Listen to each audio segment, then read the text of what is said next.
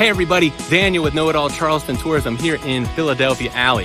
Follow me. I want to talk with you guys a little bit about the time we're going through right now, the plans we have at Knowitall Charleston Tours, and then ways that we want to help the community recover and ways that we think you can help us do that.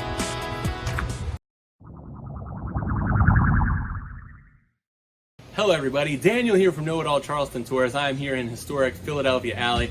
I want to talk to you a little bit today about the times we're going through and then also what we've got planned at Knowitall Charleston Tours to hopefully help out and aid in the recovery going forward.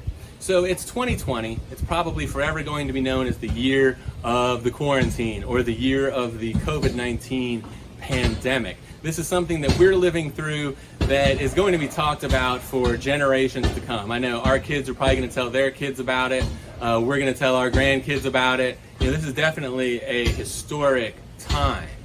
And one of the things that's been going on is like we've been at home for about the last 2 months.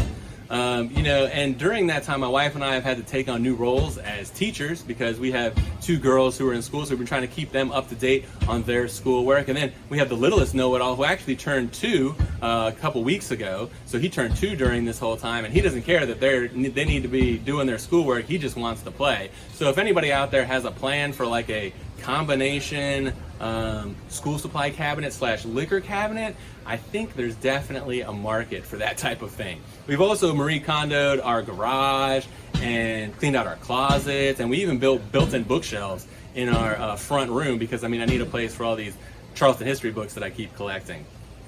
But during this time, one of the things we keep hearing is that it's quote-unquote unprecedented. But actually, I don't know that it is unprecedented, at least not here in the city of Charleston. The city has a long history of dealing with disasters and disease and fire and war and having to recover from those events. So it's something that's not necessarily unfamiliar to Charleston in its history. So that led me to thinking about the times that stuff like this has happened in the past that maybe we could learn from for our recovery going forward in the future. And one of the things that I've been focusing on is the earthquake of 1886. That earthquake was one of the strongest earthquakes in the history of the East Coast of the United States that's ever been measured. And it almost destroyed the city. Almost every brick building in the city suffered some kind of damage.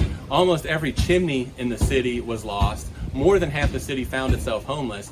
And Charleston was hurting bad during that time. A lot of the public parks got turned into tent cities because there were so many people who couldn't go back to their homes.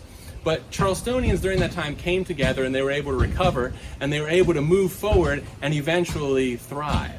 So I was trying to think about the lessons we could learn from then that would help us now. Because similar to then, for example, the city has been basically shut down. I know for us, tour activity has been forbidden, has been shut down by the city since March 17th, and we were actually going to give our first tour on March 15th, our first public tour, but we scrapped that plan because we knew that things were going to be shut down moving forward, so we haven't been able to give a public tour yet. But my wife and I were thinking, well, how can we help? Because we know there's a lot of people that are suffering and businesses and organizations, like what can we do? What can an out-of-work tour guide do to help the city's recovery?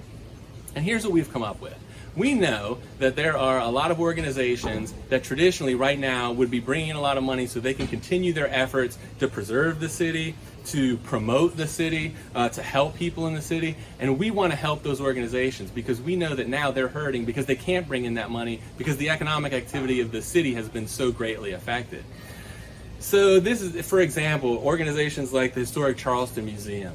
The Charleston Museum, the Historic Preservation Society, the Preservation Society of Charleston, Jenkins Home for Children, all these places that in the history of the city have done so much to help. Now, they need our help. They need your help, and that's what we want to do. So our plan is to give some virtual tours, some video tours of different places around the city that relate to a lot of these organizations, and then you can donate, you can watch those videos and you can donate directly to those organizations. We'll give you links to donate directly to those organizations so that 100% of everything that gets donated goes directly to help those organizations that need it.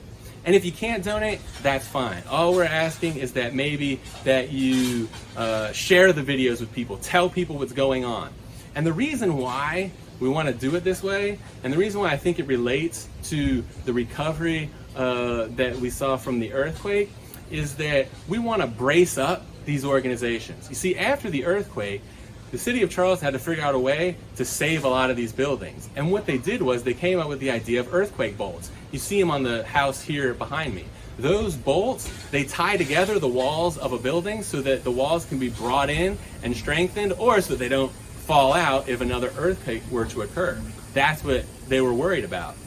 And so what we want to do is sort of be the brace. Just like those earthquake bolts help the city recover and help the city remain strong, we want to be the brace for these community organizations, and we want to keep them strong. We want to keep them going. So that's what we're asking you to do. We're going to do our part to help be the brace for these organizations, and hopefully we hope you will be inspired and you'll be the brace for these organizations too. So going forward, be on the lookout for these videos. We'll definitely promote them. Be on the lookout, spread them far and wide, and hopefully together we can be a brace for these organizations in our community that really need it, and we can help Charleston recover. Hey, there's St. Philip's in the background behind me there. So, you know, just as the bells of St. Philip's have been ringing over this city for well over 100 years, and actually it was affected by the earthquake too, hopefully we can participate in the recovery here from this latest event in the history of Charleston. We can be the brace,